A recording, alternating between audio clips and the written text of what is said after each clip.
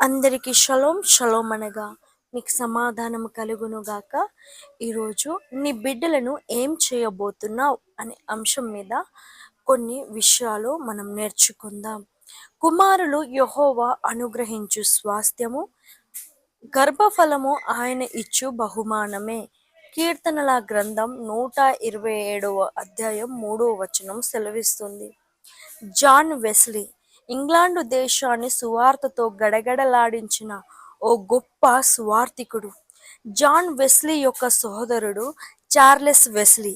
ఇతడు సుమారు 9,000కు పైగా కీర్తనలతో దేవుణ్ణి స్తుతించి అనేక లక్షల ఆత్మలను ఆదరించి ఓ గొప్ప కీర్తనకారుడు. వీరిద్దరూ ఇంతగా దేవుని చేత వాడబడడానికి కారణం వీరి తల్లి చేసిన ప్రార్థనలే. జాన్ వెస్లీ యొక్క తల్లి సుసన్న వెస్లీ ఓ గొప్ప ప్రార్థన పరురాలు. సుసన్న వెస్లీ యొక్క భర్త ఓ బోధకుడు. వీరికి 19 మంది పిల్లలు. కాపరిగా వచ్చే కానుకలు ఏ మాత్రం సరిపోయేవి కాదు. కుటుంబ పోషణం బహు కష్టతరముగా ఉండేది. అయినప్పటికీ సూసన్న వెస్లీ తన బిడ్డలను క్రమశిక్షణతో, భక్తితో పెంచేది. ఒకవైపు బిడ్డలకు, మరోవైపు తనకు తరచుగా అనారోగ్యం వచ్చేది. బోధకుడైనప్పటికీ తన భర్త కుటుంబం పట్ల అంతగా శ్రద్ధ చూపించేవాడు కాదు. ఇవన్నీ కూడా ఆ తల్లి మీద మరింత భారాన్ని తీసుకువచ్చెను. అనేకసార్లు బిడ్డలకు తినడానికి తిండి పెట్టలేని దీన స్థితి. అంతేకాదు భర్త చేసిన అప్పులను బట్టి జైలు పాలయ్యాడు. భర్త అండ లేకుండా అంతమంది బిడ్డలను చూసుకోవడం మరింత కష్టతరంగా మారింది. అదే సమయంలో 2 సార్లు వారు ఉంటున్న ఇల్లు అగ్ని ప్రమాదానికి గురై వారు కలిగి ఉన్న సమస్తము బూడిద పాలైపోయాయి.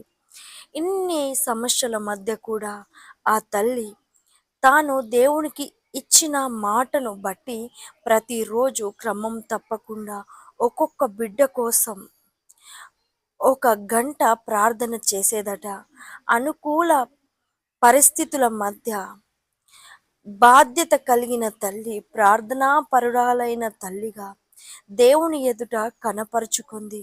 ప్రపంచానికి గొప్ప సేవకులను అందించగలిగింది. ప్రియ తల్లి గమనించు, ఎన్నో ఆటంకాల మధ్య, అననుకూల పరిస్థితుల మధ్య 19 మంది పిల్లల్లో 9 మంది చిన్న వయసులోనే మరణించారు. 10 మంది పిల్లలను ఆత్మీయంగా పెంచడం మామూలు విషయము కాదు. శారీరక, మానసిక బలహీనతల మధ్య ప్రతిరోజు ఒక్కొక్క బిడ్డ కోసం ఒక్కొక్క గంట అయినా ప్రార్థించడం నిజమైన అద్భుతం. ఈ రోజుల్లో 1 లేదా 2 బిడ్డలను ఆత్మీయంగా, క్రమశిక్షణలో పెంచడం, వారి కొరకు పట్టుమని 10 నిమిషాలు ప్రార్థించడం చాలా మంది తల్లులకు కరువైపోయింది.